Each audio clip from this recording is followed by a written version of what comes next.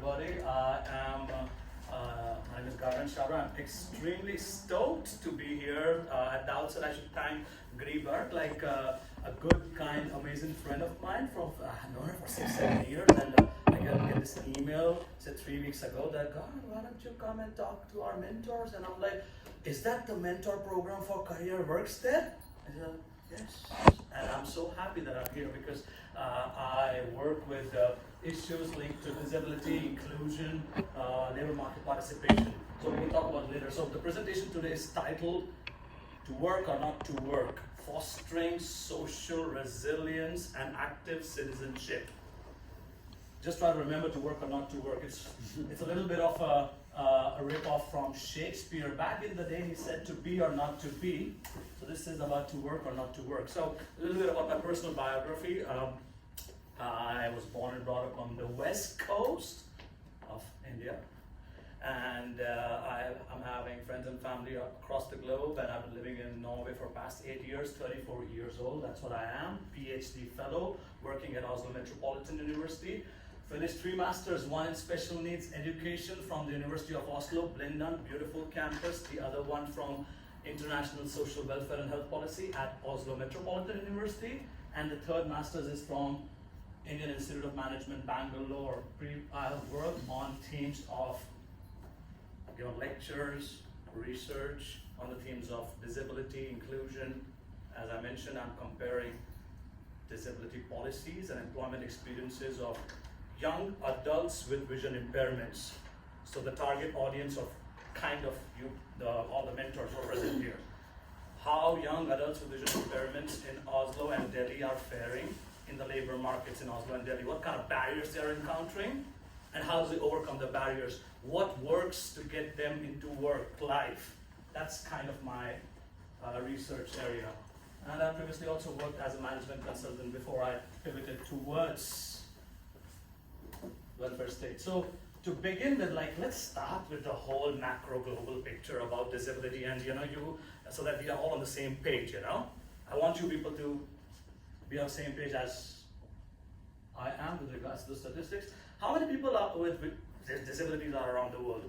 What do the estimates say globally? Anybody wants to chime in? How many people? 1/5. One? 1 million. Approximately 20%.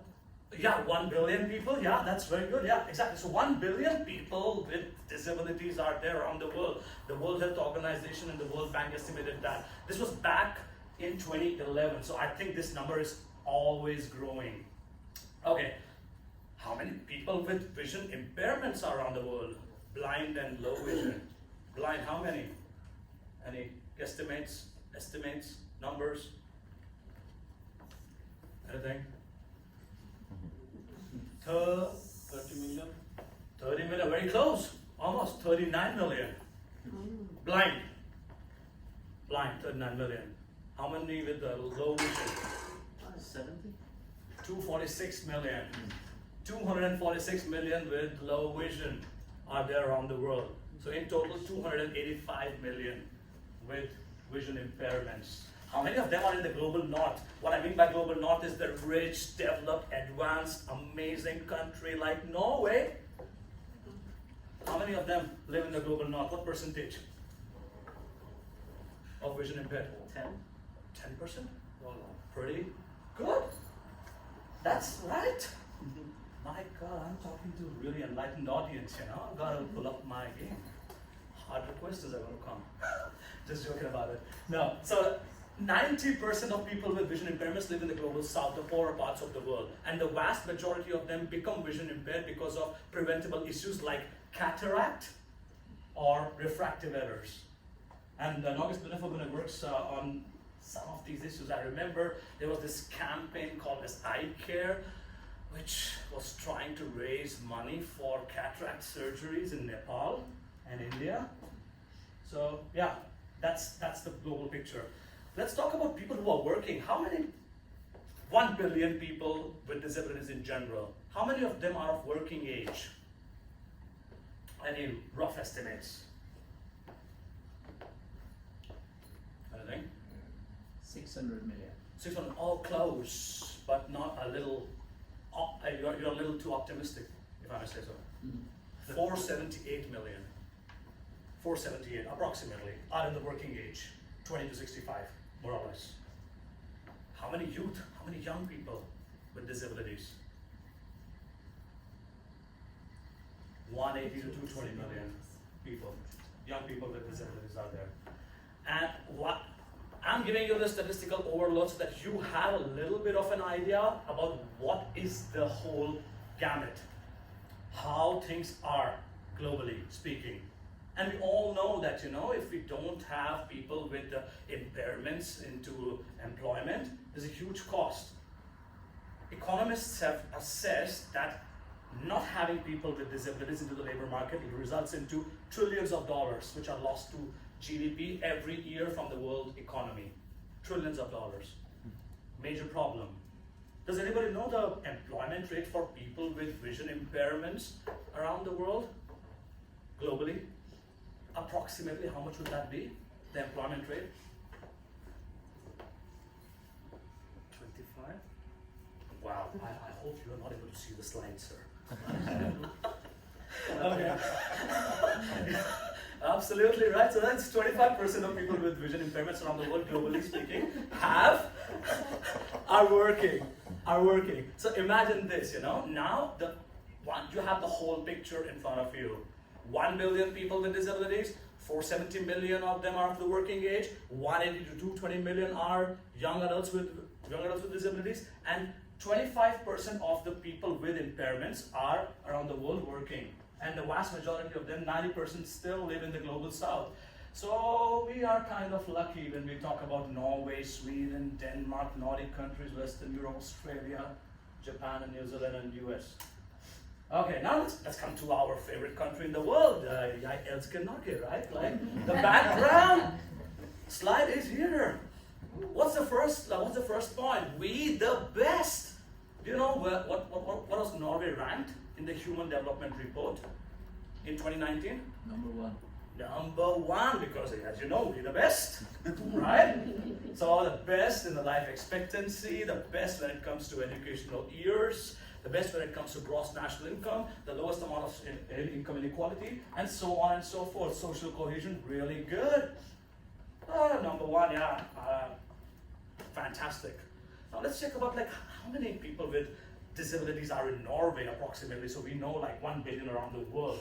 Approximately 18%, 1 out of 5 has some kind of an impairment. What about the numbers for people who are blind and low vision? How many of them? Anybody wants to hazard a guess about blind people in Norway? The statistics is not good. Yeah, it's not good, but what will be the guess? Give me a guesstimate. Blind? Yeah? 1,500. 1,500? Sorry, you're too pessimistic. Give me something better. What? 1,500 is too less. What else? Any other guesses? How many blind people live in Norway? 1,000. 1,000? No. That's way too less. We need more numbers. Higher. 17,000. No. 2,000. 2,000. No. Okay, let me just jump in. 9,000 approximately. Oh. Approximately 9,000 people who are blind who are living right now in Norway. This is an approximate figure. It's coming from the Global Vision Database from 2019, 2017, 2018. It's a fantastic app, fantastic website if you have the opportunity to go there and to have a look at all these maps. Pretty interactive. It tries to explain the prevalence of vision impairment, not just in Norway, but around the world. So you get a perspective from, how is Sweden doing? Let me have a click on the map and see. I don't think it's very accessible, but you can try. Yeah. So, approximately 9,000 people who are blind, approximately 160,000 people who are low vision, and 100,000 people who are mild to low vision. Okay? And this is classification coming from the World Health Organization. So, by the end of this slide, all these slides or presentation, you should know that I have like 40-50 references, so I'm going to share it with all of you. So if you want to be curious about this, you can of course look at this presentation, and if not, then you know where to find me later in the evening. I will be here somewhere. Yeah, don't leave me. So, inkludering is the word. Yeah. So key policies. What has happened in the past couple of decades? Let's rewind the clock back and see what's shaking in Norway in the past 3 decades when it comes to disability policies. The big reforms when it comes to disability policies and labor market. First one, Arbeidslinje, coming up in 93, 94, 92. We want people who has a right. Everybody should have a right and duty to work.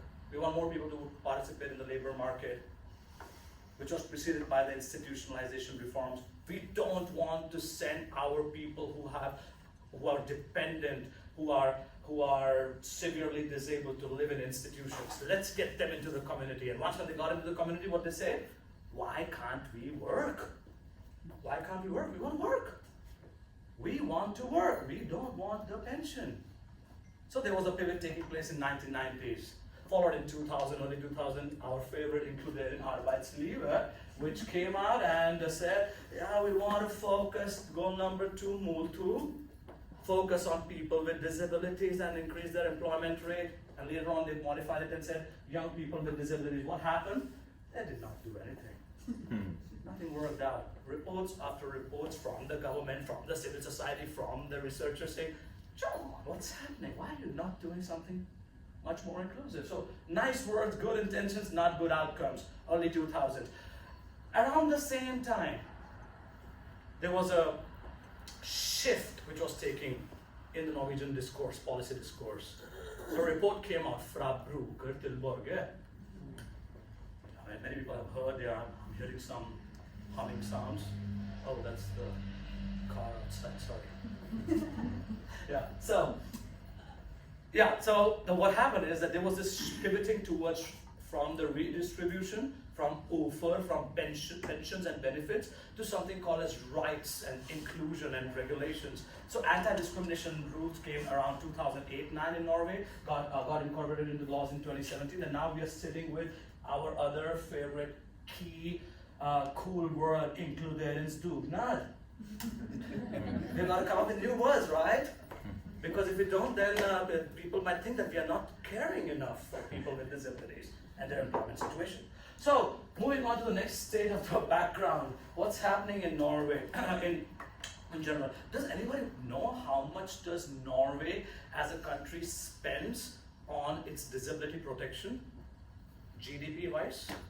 Like for instance, 20% of its GDP, 1%, 0.8%, 5%, 30%. How much percentage of Norway's GDP goes to disability protection? What I mean by disability protection is overtrades, financial benefits, unemployment sickness allowances, insurances, services, social services, BPA, forehund, so on and so forth. How much percentage goes to that? Any guess? 5%. Very close, sir. Thank you. 4.3%. And this is not the highest, but the second highest. You know who? You want to guess who's first in the world on spending on disability protection? Sweden. Denmark. Yes. And Sweden is third. Thank you. So like the good old the Scandinavian gang on the top of the pyramid. Yeah. I think like it's really nice and cozy on the top. 4.3% of Norway's GDP, gross domestic product, gets spent on disability protection. How much is that in billions of kroners, do you know? Kroners or dollars? Very much. Yeah, very, very, very much. Like, so how much is Norway's GDP in general? 1400 something? 400, 400 what?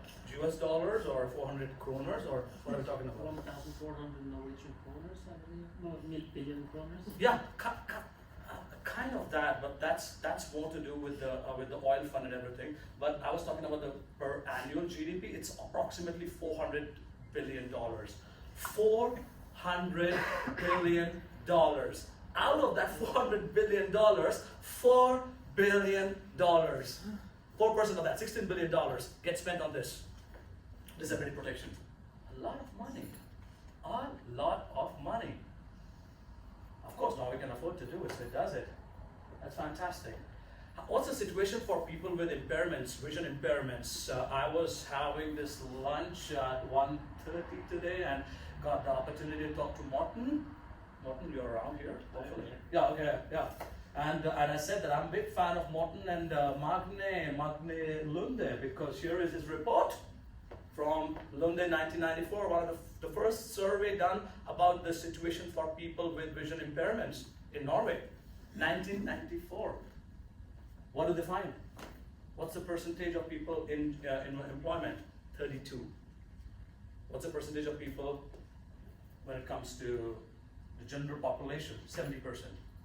How are the numbers right now for people with vision impairments? So from 32, it has grown now to 46%. And the general employment, it's around 78, 79%. There's a huge gap. 26 years, little bit of improvement, but the gap has not subsided. And it has not subsided as compared to the money which is being spent on it. That's the crux. If it would be a regular progression, it would make sense. But not right now. Not right now. So, yeah, as you might know, when it comes to the vision impairment situation, it's not very good in the Norwegian context. And that's why you have programs like Karriereverksted, mentorship programs to make sure that these people who are kind of feeling lost, who are kind of getting out of the labor market, get an opportunity to get back into the labor market. Yeah, so that's the situation. And one thing which I would like to highlight is, I started this slide, the previous one about Norway, by saying we the best, right? And now I want to end on a much more somber note. What do the professors, Bjorn Winden, one of the foremost disability professor in Norway and Europe, and Jante Sibro from NTNU, what do they say? Norway is mediocre among all OECD countries when it comes to the employment situation for people with impairments. Are we back to the ground, or still being happy that we're the best? Yes, good. So that was the point. So just to get things started and excited a bit more. So now, what kind of barriers, are there in the labor market? Any good suggestions? What's the first kind of major barrier which people with vision impairments encounter? What's that? Education. Education?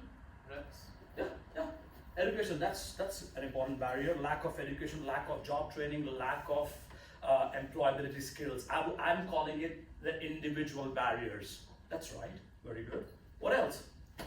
The companies lack information, so they're scared. Yes, the companies lack information. So what you mentioned is the supply side of the barrier. Imagine labor market as a labor market. There's a supply, there's a demand.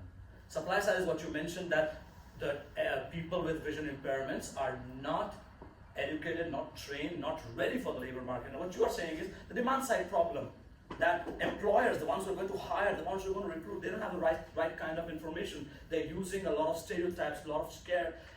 They're too scared, right? They're discriminating. That these are attitudinal barriers. So we have the individual barrier, we have the attitudinal barrier. What other barriers do we have? Which reduces the probability for people with vision impairments to enter the labor market in Norway. Anything else? Of course, the IT systems is not usable. Yes. Accessibility barriers. Fantastic. That's the third barrier, which I'm talking about. Yes. The accessibility of ICT systems, the accessibility of transport systems, and lack of reasonable accommodation. Sure. And one more. What other barrier can you think of? Anything else? These are all important barriers. Individual, attitudinal, accessibility. Anything else which pops up? The opposite of individual. Individual does not operate in a vacuum. We are all surrounded by institutions, structures, processes, systems, right? So the last barrier is a structural barrier. And that might include something like, how is the labor market situation right now for people with impairments or people without impairments? I think it's pretty sticky. It's not good. This is not the right time to find a job because of COVID-19, because of so many problems, right? So labor market pressures affect what the individual can achieve within the labor market. So please remember, in the backdrop, these are the 4 barriers which kind of make life a little bit harder for people with impairments. Talking about Luft, you people all know about this, right? Luft, solution-orientedness, pragmatic approach, find what works, stop with this scapegoating, stop finger pointing, come up and with the solutions. Fantastic. So I will not dwell too much about this. You know about this, but what's my take on this is you've got to listen more empathically because you are mentors. You got to listen more empathically. You've got to learn more precociously, be on the top of the game of knowledge and information because people are going to look up to you, to come to you, to say, can you tell me I'm a bit lost? You should be talking not shooting up from your hip, but something about much more profound knowledge you should have. You should be able to act decisively, help them come up with good decisions, and eventually reassess, reevaluate in a dispassionate manner. Sometimes solutions are not intuitive and not apparent, not convenient. This is a picture right now. How many of us know the story of a person who loses a penny, a kroner, and then he or she is trying to search for the kroner which he or she has lost, where the light is, not where the kroner is lost, right? This is most convenient. Like, I think I lost my kroner right here because there's nice lighting out here. But perhaps I lost my kroner in my apartment in Hurdalsenteret. So we've got to be a bit more deep with our analysis. Luft. Right? Now, what I'm going to talk about, this slide is kind of important, so bear with me. This will be the most technical I will be. And of course, you can stop me, ask questions later on, or whenever you would like it. So, what are the key concepts which I want to bring to your consciousness, your toolbox, so that when you talk to the people who are searching for mentorship, they could feel like, oh yeah, I feel you. First concept, resilience. What is resilience? Any ideas? Resilience. We often use, this person is so resilient. This is such a resilient team. What's resilience? Handle obstacles easily. Yeah, handle obstacles easily. Or, what else? That's a very good example. Anything else? When we say, what comes to our mind when we imagine the word resilience? Somebody that always gets up when they fall down. Aha! Fantastic. Somebody who often, always gets up when he or she falls down. So resilience is the capacity of an individual to bounce back, to leap forward, to get up from the risk, adverse, stressful situation. We all face risk in life. We all are stressed. Some people dwell in the stress. Some people dwell in the with the stress, while others try to jump up and try to find solutions. Well, that's the example, the individualistic understanding of resilience, which is talking about high self-esteem, more locus of control. What is locus of control? Any psychology-loving human beings in this crowd? Greater locus of control. We could imagine that everything what's happening to me in my life, I could imagine, it's because of the stars. in the sky. The good old astrology is back, right? Or the karma, or the Bible wanted me to be this. What can you do, right? Or like, this is how the society is. Structures of discrimination, and so on. What can I do? I don't have any control on my life, my choices, my actions, my behavior, my habits. That's external locus of control. You're externalizing control. But when it comes to resilience, often people are told that they have internal locus of control. I'm going to find solutions. The love things which you already know. That's resilience. That's an individual-centered understanding of resilience. But do individuals work in a vacuum? I asked that question some time ago, and the answer is absolutely no. Your life would be so different if you were born in Luanda, Angola, or in Buenos Aires, Argentina, or in Manhattan, New York, or in Oslo. So it's very, very important to know that our agency is the drive which pushes us forward. Our actions is socially, contextually situated. That's the second concept. Bounded agency. It's not free. Our agency is not free. It's bounded by the context.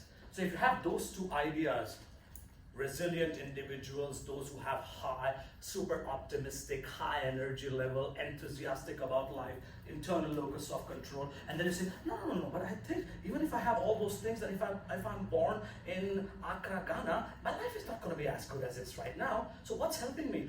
Perhaps it's the Blindeforbund's career workstead. Perhaps it's the fact that I have the possibility of overtrade. I could have a guide dog and a person who could assist me, functional assistant, and so on. So bounded agency, very important. What if you combine those two things, you get a concept called as social resilience. When resilience is no longer situated or looked at through an individualistic point of view. This person is resilient. Correct. No. It's a much more broader concept which talks about three things. Social resilience.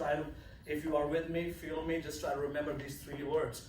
Coping capacities, adaptive capacities, and transformative capacities.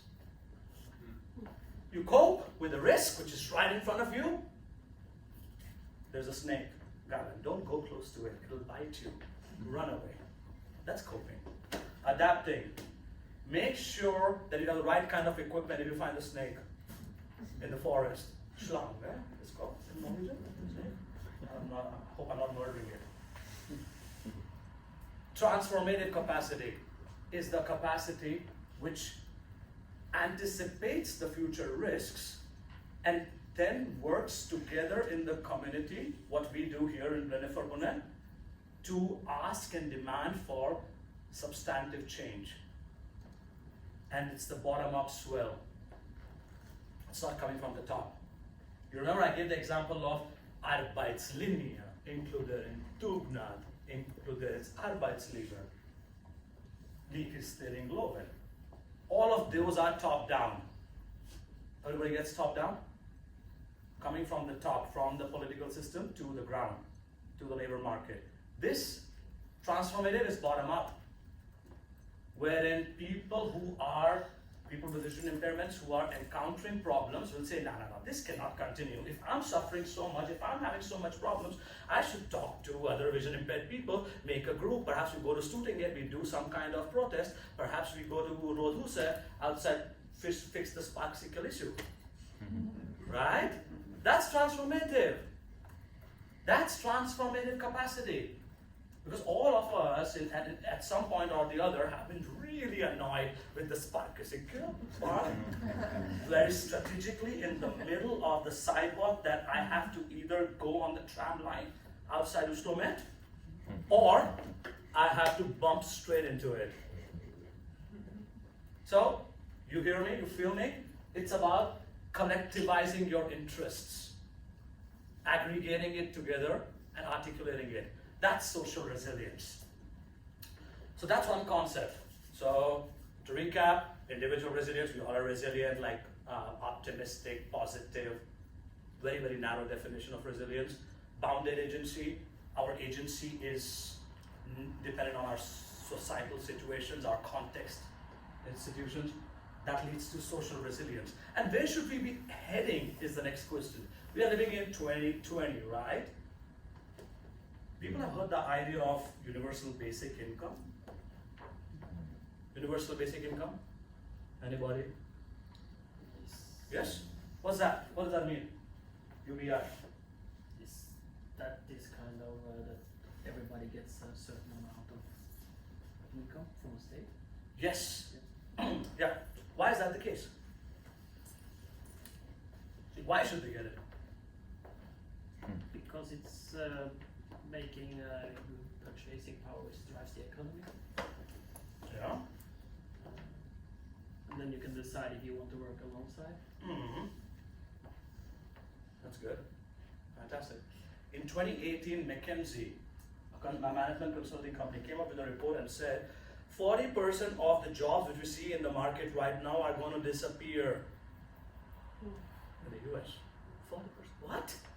What? 40%? Yes. 2030. When is 2030? 10 years from now. I'll be in my early 40s. God. You see where the trajectory is going? These are structural barriers. This is what labor market is going towards. And if in that direction is labor market going, what do we need? We need countervailing measures. We need efforts, actions, policies, measures which are going to compensate us for that. And active citizenship is this idea. Everybody remembers the Frabruker Tilborge. I was a user, but now I am a citizen.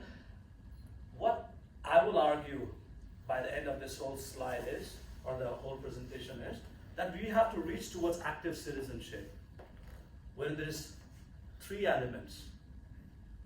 Social resilience had 3 elements: coping, adapting, transforming. Active citizenship has 3 elements: security, autonomy, and influence. What is security? Security from what? Of what is the question. Financial security is an example, as the UBI thing, right? Security from violence, physical security. Autonomy is what? What's the definition of autonomy?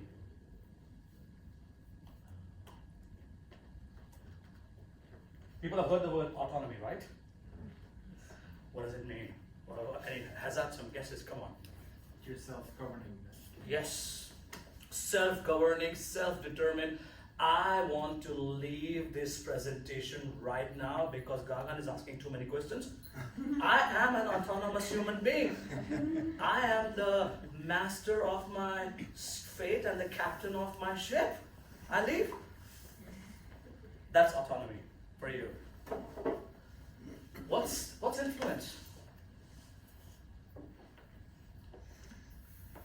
What do you mean by influence? Influence. In what sense? The ability to influence on how your life is going to be by voting, by reading something, by participating in democracy. Fantastic, absolutely right. So you are not a pawn in the game of the chess, but you participate. You influence.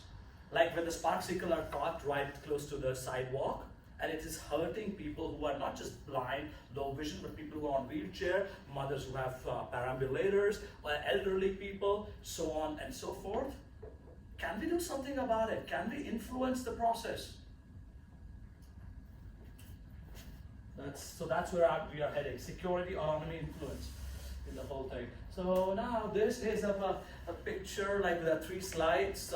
One slide, 3 pictures. The first picture is coping capacity. It's about social resilience. As I mentioned, there's a problem. I cannot read anymore. Gree was giving a fantastic example that there is a person who has a vision impairment, and this person cannot read and has been using magnifier but has very poor visual acuity, and eventually she should be able to cope with her new reality and go back to screen readers and use screen readers instead of going and taking Hurdalsenteret, ideally speaking.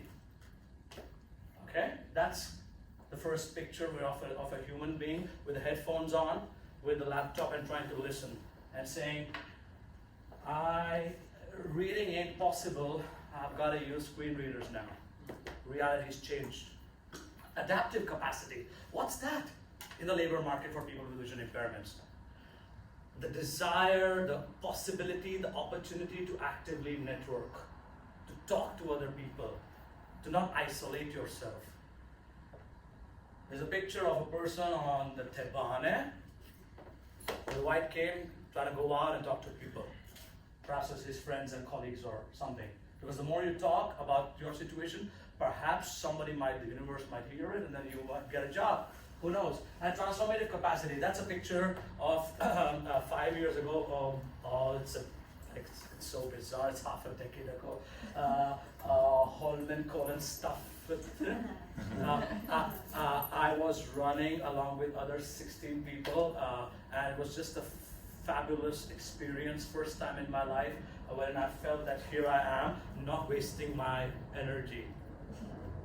I am doing something which is valuable. So going out, creating awareness about blindness, preventable blindness, that's transformative capacity. So now this is based on my research, wherein I mentioned some time ago that I have talked to people, young people with vision impairments from Oslo and Delhi, interviewed them and tried to understand their labor market situation and understand what works them to get into paid work. And one thing which I found is coping, adapting, transforming is at 3 levels. Coping is something, as I mentioned, like you realize that you have a vision impairment and you just start focusing on the vision impairment, the constraints, the problems. You gain a very pessimistic worldview. You start using you are not very comfortable in using technology and you don't want to learn to use technology. Those are the risks. And how do you overcome those risks? By doing the exact opposite. Okay, that's the coping. The adaptive point is pretty simple. It's about the same thing, that here I am, how can I become better? I think Morton mentioned the point about education. This is a very strong correlation between education and employment outcomes. It's not necessarily true that if you gain higher education, you will get into employment, but you increase your chances. You increase your chances substantively. A fun fact. Do you know what's the percentage of people with vision impairments who have higher education? 70%. 70% have higher education. Wow, that's very optimistic, ma'am. No. 30%. Yes, pretty much. Pretty much. And what's the percentage of general, ordinary people who gain education, higher education in Norway? 70%? No. 80%? No. Getting higher education. You are being too optimistic there, ma'am. 50? No. What's your definition of higher education? Going to After university, diploma? university and above. Okay. Bachelor's, masters, and so on. 25. Yes. Can you imagine this? We, the people with vision impairments, have much more higher education than the people without vision impairments. Isn't that fascinating? But does that translate into employment for us? No, it doesn't. It's the way to prolong our period, of trying to feel that we are productive. So, coming back to the idea of adaptive capacity, this idea about we have to finish education, we have to find avenues wherein we can go for work internships. That's very, very important. These work internships could be something which are based, funded through wage subsidy programs, or they could be something which you find very, very positively correlated. And this is not only necessarily true for people with vision impairments in Oslo, in Norway. This is reflected in the data from the United States, from Britain, from Western Europe, and other parts of the world. The capacity to find work, paid work, getting into some kind of routine while you are perhaps studying or after you finish your studies. Third point about transformative capacity. Many people with vision impairments who get the opportunity to volunteer with disability organizations like Blindeforbundet, or in the case of the US, the Lighthouse for the Blind and Vision Impaired, American Foundation for the Blind, have the opportunity, they end up, it increases the possibility for them to get into employment. Again, this is not like a recipe that they will get into employment, but it gives them a sense of community. It gives them a sense of, I am not alone in this struggle. Whoa, what is this person doing? How is this person trying to get into employment? Did she learn this software? Oh, good, let me also learn this software. So that kind of camaraderie, that kind of benchmarking facilitates you to get into employment. 3 capacities: coping, adaptive, transforming. Excuse me. Talking about now this, as I said, this is all individual. What about the structures? What helps? What hinders? What institutions help people with vision impairments get into employment? Young people. Number 1 on the top, parents, families. Overprotective parents, those parents who say, of course you have a vision impairment, your life is bad, I understand, no stress, no seeds, no stems, no sticks. That's a song from, the song is called Still by Dr. Dre. It's a hip-hop rap song. I should not have said it, but I just said it. Now it's out to the universe. Overprotective parents. Very, very harmful, perverse effect on the educational trajectory, on the question of self-esteem, on the question of being solution-oriented, all of that. And the opposite of that holds true. If the parents or the family members say, you are very, very valued member, I treat you as my other kids, or like as any of your other siblings, you are the same for me. Let's find solutions. It helps in their psychosocial well-being, helps the young adults to finish education, and eventually help them to get into employment. But again, these are all correlated. These are not causation. There's a difference between correlation and causation. Yeah. Number 2, after the families, school system, education system. As Martin, you rightly pointed out, if you just are not finishing school, how do you expect to work in this economy? Have you people heard the term gig economy? Gig? What's a gig? The question, gig. Jobs that come and go, like playing gig. Exactly. It's coming from the music event industry, which we often say, come on, come and do a gig here, and here's $10,000 for the night. And you go there, you play music, you go and finish. That's it. All contract over. We are reaching this gig economy. We're already there. You go to California, you go to other parts of the world. We are very fortunate that we are in Norway. In Norway, there are huge, very strong employment protection. Arbeidsmiljøloven. God bless it. Spoken like an agnostic. Yeah. So, if you think about this whole experience that you cannot finish education, the economy is turning into a gig economy, and you have to compete with other people. Of course, you are not going to get into any jobs. Other kind of jobs which we get into will be very, very short-term, low protection, and so on. Underpaid, part-time. That's why one major thing which is kind of positively correlated for other disabilities, more so and not that much for people with vision impairments is education. Finish the education, get into higher education. We've got to work some systematically to ensure that people with vision impairments don't get bullied at school, feel included at school. The teachers expect the same from them as they expect from the other students. Because if those things are in order, then there's a chance that they will end up doing higher education and so on. Third point, the third major institution is disability organizations like Blinde Forbundet. If this is not there, Blinde Forbundet has been for what, more than 100 years, right? If Blinde Forbundet is not there, where will you find the capacity how can the transformative capacity of individuals be harnessed? Who will lobby for the rights, push for the inclusion, say that we need to have functional assistant 1998, 1999? Who would say that? The student aid will not think about us. How many of us are we? Blind people, 9,000. 9,000. Even if you don't vote for my party, it's okay. Right?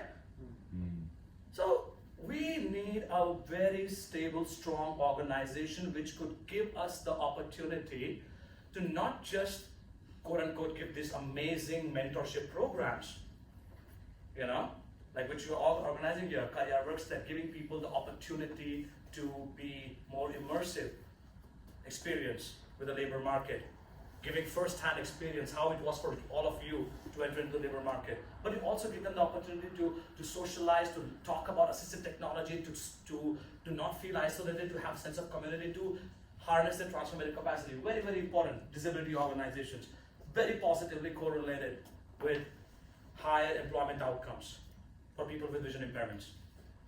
From the US, Canada, Norway, India, many other countries, that works.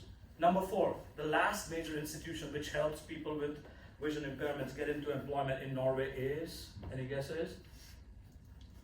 Which I have left? Anybody? Which kind of is the jewel of Norwegian system? Oil. Supposed to snob. Yeah! Yes! Nav, Norwegian Labor and Welfare Administration, Nav. If Nav decides, you know what, government decides, we're going to stop with all our wage subsidies program, all our Arbeitsavklaringspenger, we're going to give all these people this ufur from the 18. And that's the policy, that's it. Of course, there'll be a lot of protest, a lot of anger, a lot of resentment, a lot of this and that, the Forbundet fighting, Norges Handicapforbundet, command their efforts, arguing against. But it's very, very pivotal.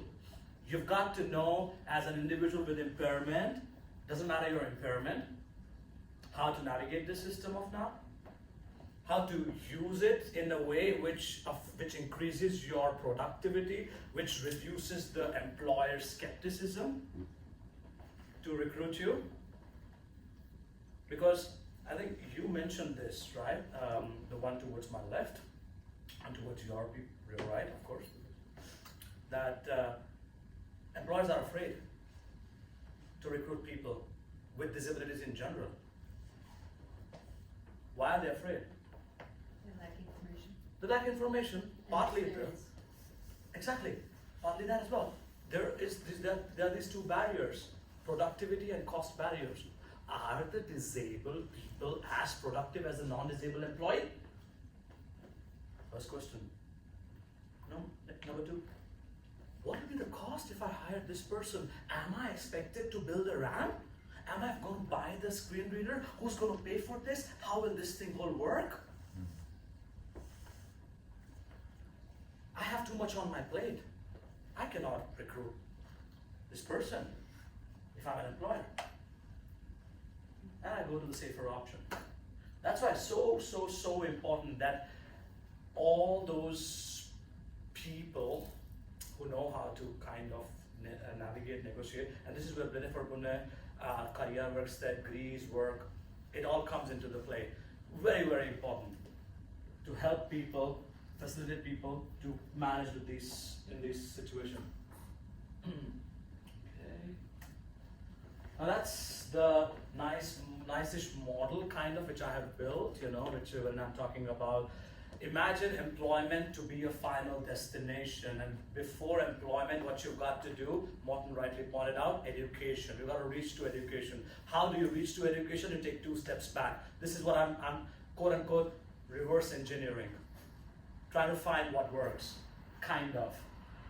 Okay, employment is the final outcome. Before that, education. You've got to secure education mostly to get into employment. What helps to get those 2 things?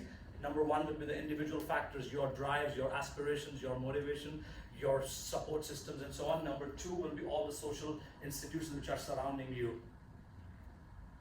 Your families, structure, NAV system, disability organizations, your capacity to use the technology, where could you learn to do that, and so on. And all those things jointly help you to achieve social resilience. And yeah, once when you achieve social resilience, once when you foster social resilience in your case, because you people are going to work as mentors to these people who are kind of feeling lost. I don't know what should I do? Should I go for this bachelor's or should I try to find work? What software to use? Where could I find a group of people with whom I could socialize? And so on. People can have those questions. These are legitimate questions. Oh, I've suddenly realized that I'm turning blind. I'm in the state of depression. Mental health problems. These are real things, real problems. So the important question is, where should the Norwegian government be heading at a systemic level? You foster social resilience through your activities among these young adults, but where does the Norwegian government go? What do we want? We want these 3 things. Active citizenship, we want security, we want autonomy, we want influence. We want the security wherein we have the opportunity to opt in and opt out from the labor market. Let me back it up and say, we should have the flexibility and the opportunity to opt in and opt out of the labor market. Right now, what's happening? There's a lot of pressure. Labor market, you've got to do this, you've got to get into work. If you don't get into work, then I might stigmatize you, I might think that you are less valuable human being. Perhaps you are the quote-unquote welfare queen. What they say to African American women in the US. Or the bum. Well, that's what they call the welfare bums in Britain. Why should that be the case in 2020? Why can't Norway, which spends 4% of its GDP, which amounts to 160 billion kroners, how much? 160 billion kroners, can achieve security, which is adequate, which values human worth, human dignity, which gives the opportunity for people to opt in and opt out of the labor market. Again, it's a question. You people are very immersed, you come from an eclectically different background, you're experienced. Perhaps you might find an answer. We will discuss it later. Autonomy. Why is it that BPA, brukerstock personal assistance, varies differently across municipalities? For instance, does it give the opportunity for a severely disabled person to participate in the life in society? Forget about the labor market for a second. Does it give that? Should we need that? Should we make it more robust? Yes. Yeah. For instance, what about influence? Should we all have influence over where our life is heading? Or should we all be quote unquote pressurized that this is what is expected of you? If you don't do this, I'm going to judge you, and I'm going to judge you in a very tacit way. why should we have more representation at the political system? More people running for office, more people trying to raise the voice of people with impairments at the student gate, at the local council meetings, and so on. We need a lot more of that. And if we have all these three things, and this is what the government, the system, the society should be able to do. Because what I feel is, like, if you people say to me that, Gagan, this is too idealistic, come on, like, give us a break, you know? I'm like, okay, I give you a break, but imagine this, 5.3 million people, 80% ethnic Norwegians, very nice neighbors, no threat, no violence, quite homogeneous society, extremely wealthy, more than $1 trillion in the wealth fund, and so on and so forth, highly educated society, good governance, high transparency. If these things cannot be realized in Norway, where do they get realized? Where? Perhaps. Perhaps. Yeah, perhaps. And that's the final slide. So to work or not to work, it was a provocative question to make you, as I said, like to make you ask questions.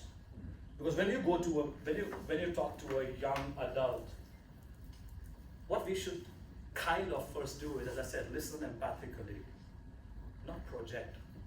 This has worked for me. I am the dude. I know how it works, and I'm going to tell you. No, you are a different person. You have a very different lifestyle. You have come from a very diverse background. You will have learned, your education is different, your parental support is different. Let me listen to you. That's why the question to work or not to work. Perhaps some people don't want to work, don't have the capacity to work, don't have the mental agility right now at this moment to work. Should we barrage them? Should we say to them, no, you've got to work. If you don't work, then here I am standing with my stick off. Yeah. So the first question which I'm asking is, have you heard the poem Invictus? Invictus? Am I the captain of my, am I the master of my fate and the captain of my soul? Have you heard this phrase? Yes. What does this mean? Master of my fate and captain of my soul. It's a very famous poem line from the US, of course. This amazing idea of rugged individualism. Self-made man. Yeah. Self-made man. Perhaps woman, self-made person is better right now. 2020. We're talking about. So here we are talking about, like, I'm asking this question to you people to think about this, because you people are going to deal day in and day out whenever you have the opportunity with these people who will come with this plethora of problems, with this amazing wide variety of experiences. Are you going to push this idea? And you have to be captain of your ship. So we don't use the word. Yes.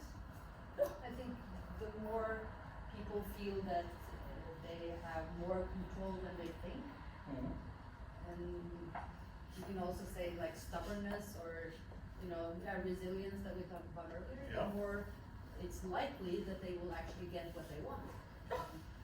Partly true. That is right. Partly.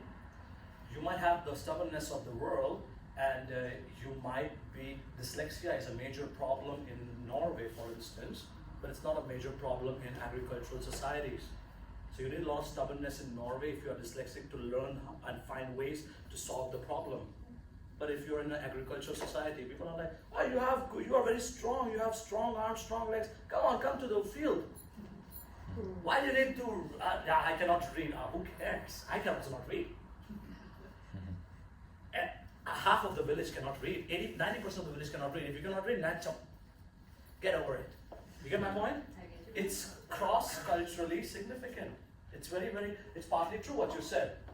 What I'm pointing out is, under that there's a sub-bullet which says how we are talking about resourceful agents, what you mentioned. We all are resourceful agents who are bounded with our contextual realities. We've got to push, if possible, nurture push is not a good word, nurture the idea that about resourcefulness. Can we be a bit more resourceful? Can we lean on some systems, some processes, some people, some organizations within us to achieve what we want to achieve? In this case, employment. Then, as I mentioned, try to remember, re-encapsulating the idea, coping, adapting, transforming capacity, foster social resilience. And it's not only at the individual. Individual is a part of the bigger story. An individual without Blindeforbundets karriärverksted, without the NAV's two-foot system, without good, free public education, how much, quick question, how much does it cost to get a higher education in the United States per year? It's something around, yeah, more expensive one, maybe $12,000 a year or something. How is it? $12,000? 12,000? Yeah. 100, yeah, it could be hundreds of thousands of dollars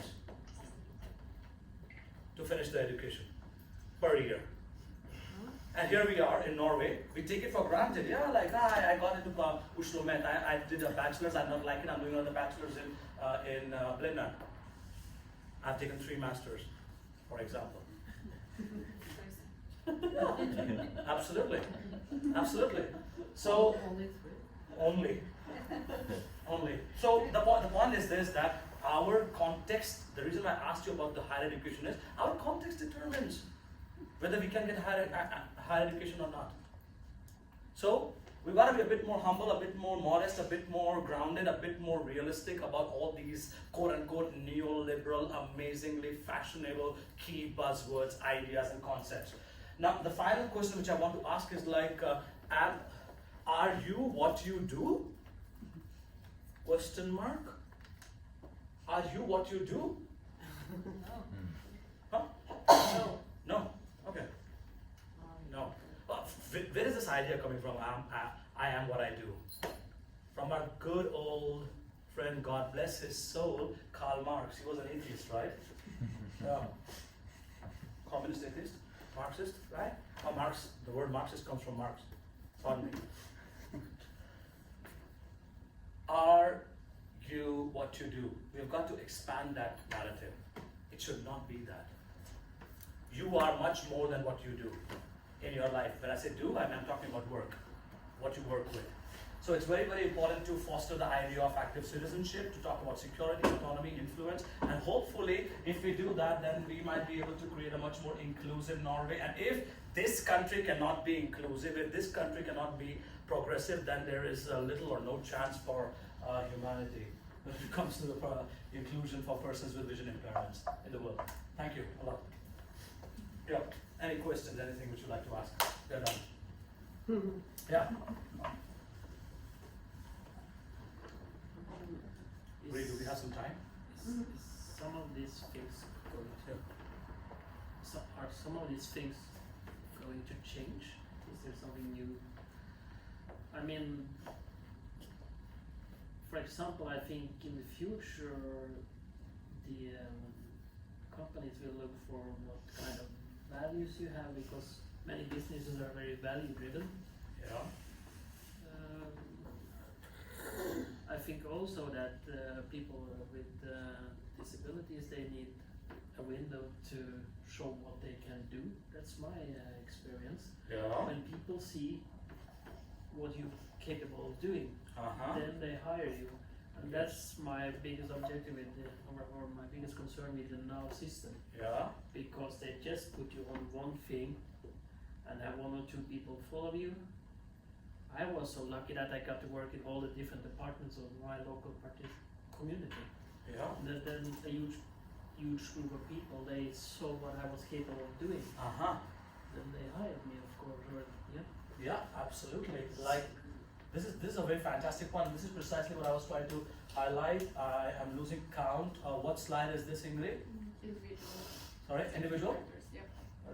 So in the individual factors, we're talking about point number 2, like co-adaptive capacity, the desire to attain work internship, wherein you are able to showcase your talent, your capacities, your capabilities only when you have the opportunity, and once when you seize the opportunity, then and you perform, then the employers know, oh, this person is really valuable. This person is adding a lot of interesting perspectives. I had never thought about this before.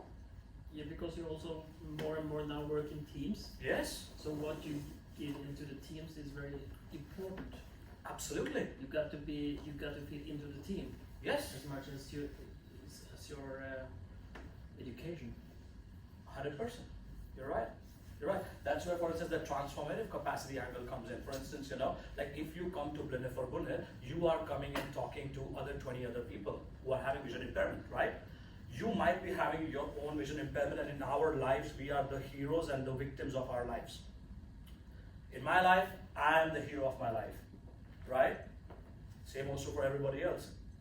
And you people, when you come to Blindeforbundet, you find that, yes, of course, I have vision impairment, but like other people also have vision impairment. Look at that person, oh, that person is doing so well. Oh, can I learn this thing from her? Can I work? You get that collaborativeness, samarbeidness, what you're kind of mentioning, to work in the team together. And those things have to be fostered through a sense of community, not in an isolated state. Not in you being the rugged, resilient, hardworking, gifted, optimistic, high locus of control individual. No. It has to be much more collaborative. I come up with something, you come up with something, let's build something together. I really liked when I was talking to, during the lunchtime, Eric, and he mentioned about this bricklayering thing, and it was just fantastic that Eric is getting the opportunity, or he sees the opportunity to work together with his friends and do bricklaying. That's fantastic. But that's the kind of things which are working together in a team. I couldn't have done that by myself, but I can do it together with my friends. Yeah. But can I ask you something? Please, go ahead. Excuse my English, I don't use it so often. When I was working with recruitment, I was around in all kinds of companies in Norway, both private companies and state companies, the departementer and tilsyn, direktorat, and etc. And the organizations. And I think I can agree to that, to show yourself, to get that chance to show yourself. Because when I was out there working as a blind, or couldn't see so much, but then they said to me, Eric, come and work with us, because they saw my skills and they get to know me. And I think maybe that's the most important, to get more successful for blind persons in with recruitment, to get the chance to okay. But when I started working when I was young, I worked for now to get more people out after the bad times in the late 80s. We had a depression in the economy, and it was many people who have been out working. And they said to me that you have to push them, you have to push them, Eric, you have to push them. I was lucky because I had a market in front of me, so it was racing, and I could deliver 80% out in jobs. But I said to one of them, I said, if you need 100 person in this area to have a work, but it's 500 who hasn't got any jobs. That's right. How are you going to leave your job and I can find someone who takes your job? Or because it has something with the market to do also. Like it's now, it's many people out of work, and it's much harder to solve these problems. Yeah. Yeah. So I have never been there. That because this is political, also a political issue. I think we always have to have a good portion of ledige in the community to stabilize the prices. Yeah. Because if everyone hasn't got a job, the prices will go. You know? Yeah, no, absolutely. I think like you are hinting towards the problem of structural barriers, which I kind of wanted to spend a little bit more time talking about. Like there are two trends which are very prominent, which I think you people should keep as a mentors in the back of your mind. First trend is the trend towards labor market flexibilization, the gig economy example which I gave. Everything is becoming back like 30 years ago when there was no very limited internet, or when there was no Facebook and no websites and social media. The quote unquote, you finish your job, you go home and you are a free person. Now you bring your work to your home. And if you are really lucky, you could work from home. So you would not even remember that, is this a place when I sleep, I eat, I work, or what is this place? You see what's happening? What's happening is this labor market flexibilization. It's a pretty nice way of pushing the neoliberal agenda. We need flexibility. If you cannot be flexible, there are 100 other people who will work.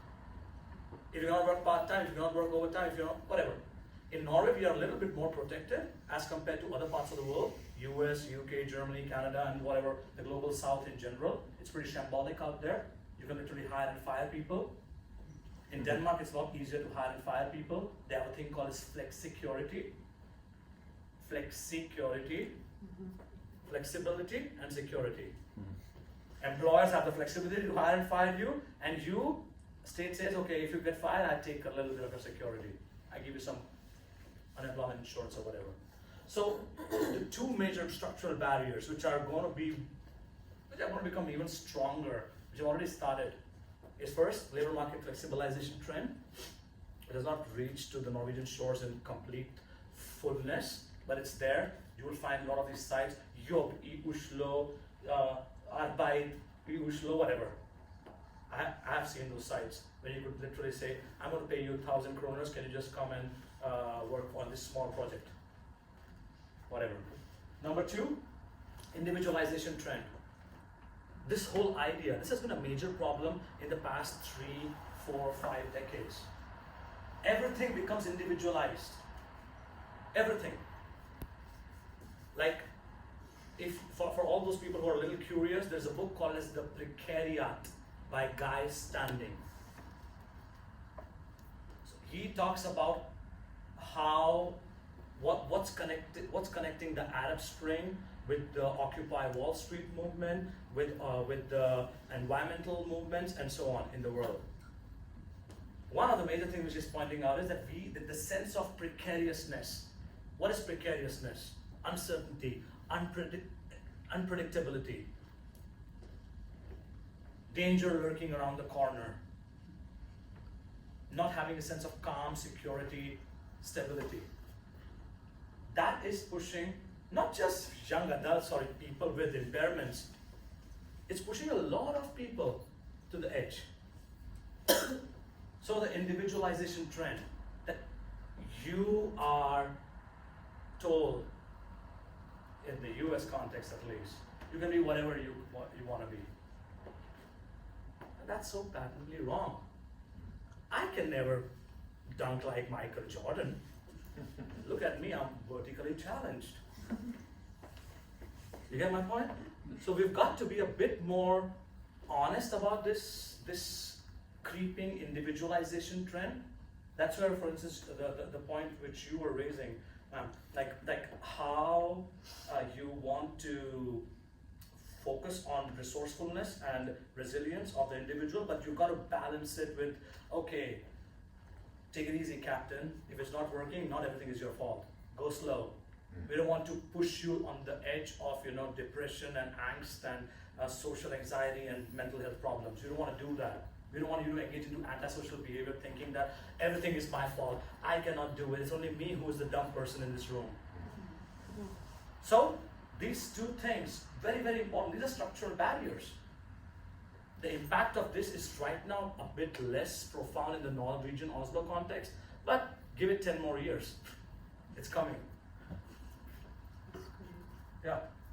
Any other questions, thoughts, ideas, points you would like to raise? Any questions?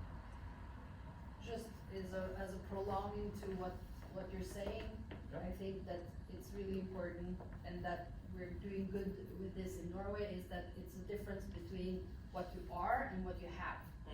I have a disability, it's not who I am. Yeah.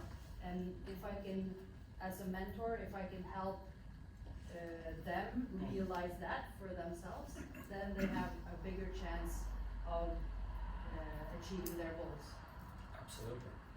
And I think that's a good mindset for having more people getting their jobs or activities or students or whatever they want to spend their time doing. Like I am not my impairment. Exactly. My impairment is a part of my identity. Yeah, but it's like it's something you have. Yes. And so it's like it's not because of course we link it to identity some part. Yeah. But if it's too much linked, Yeah. then we get stuck. Absolutely. Our own thinking is like, oh, I can never do that because I don't see well, blah, Yeah. blah, blah. Yeah. But if it's like, it was we had some group activity earlier today, and then there was a saying that it's nothing wrong with the head, you know, it's only the eyes, for instance. So it's, Yeah, absolutely. it's not my saying, someone else said it. I feel I've heard that. You heard that before, That so- idea. Yeah, that idea. So Yeah. it's like, Sure. so then it's like the world view expands Correct. because I am so much more than my disability. Absolutely. Absolutely. And also like perhaps I don't know whether you people are aware of this distinction between impairment and disability. Do people know about the distinction, or does it matter in the Norwegian context? I'm not sure, but at least in the American English-speaking country context, impairment and disability are two different things. Impairment is what it's kind of similar to sex and gender. Let's call impairment is similar to sex and disability is similar to gender, in a very crude sense. So impairment is what you have, for instance, like okay, fine, like I have low vision, I have retinitis pigmentosa, that's my impairment. Yeah, like I have a little bit of problem with my neck being stiff, okay, that's embodied experience of my impairment. But what's a disability? The disability is that when iPhone comes out and they don't have a feature called as voiceover, and I cannot use an iPhone, that's a disability. So the systems, processes, programs, policies, structures, products, services, which amplify my impairment and reduces my functioning is disability. Yeah? That's interesting. Yeah, so yeah, exactly. So this is like a dichotomy, but it's very, very well known in the English-speaking world, but in the Norwegian context, perhaps because the words are the same, perhaps it's not used that much. Yeah. Then I understand why the Americans don't like to use impairment. Yeah. Because it's a much more positive word. Yeah. Yeah. As I've been using people with vision impairments. I have hardly used the word disability. Like I've used the word disability, but I've not used it in that context. Because disability is what the superstructure which is built on your impairment, which precludes you from participation, be it in education system, be it in employment, be it in society, be it in the going for dates and what have you. You know, on the websites, clicking on shopping, all of that, restaurants and so on. Yeah, that's disability. That's impairment. Yeah. Yeah. Any other pointers which you would like to share or ask questions about my research, my work, my past, whatever You're free. Yeah, one question. Did you have your impairment when you started studying, or did you start and then gradually had to change the way you studied? At the age of 9, 10, you know, like I was 9, 10, I was at school and got a call that my parents have been called, and my mother was like, oh God, and again he has done something really mischievous and broken someone's hair or something has gone wrong, you know, and she was very, very angry. Before even we sat down, I'm like, this is too much of presumption, wait, perhaps it's in my head happening, 9 years old. I'm sitting there and then they say, yeah, this guy is not able to read. I'm like, they said it point blank to my parents, and they were like, what? Like, is he having some mental health problem that he's not able to read? No, he's not able to read because he cannot see. And then they could not get it that I could not see. So it took like some time. They explained it to them, and then I was taken to what you call it the Blindeforbundet of the city where I was living in. It's one of the largest. I was really fortunate. It's one of the largest disabled people's organization or blind people's organization. It's called as Blind People's Association. When I was 9, 10, I was taken to a rehabilitation counselor, kind of like the Greece colleagues or whatever, and I still remember saying to that person, he said, you cannot see whatever, and I said to her, I'm really concerned about my future.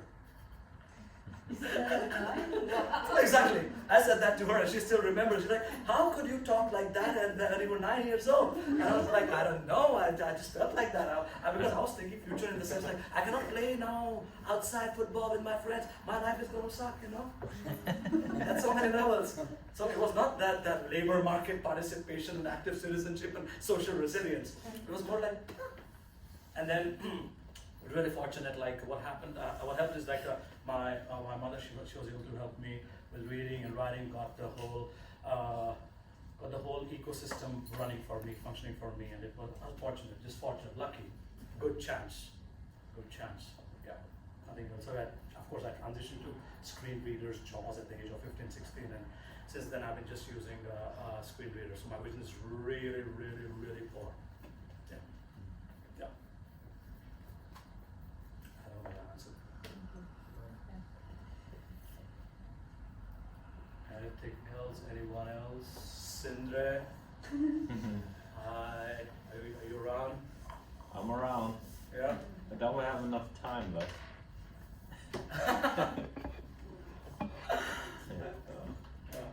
Okay, so if nobody wants to ask questions, thank you so much. I really appreciate this. Like as I said in the beginning, I really value the fact that I'm presenting this to this wonderful eclectic group.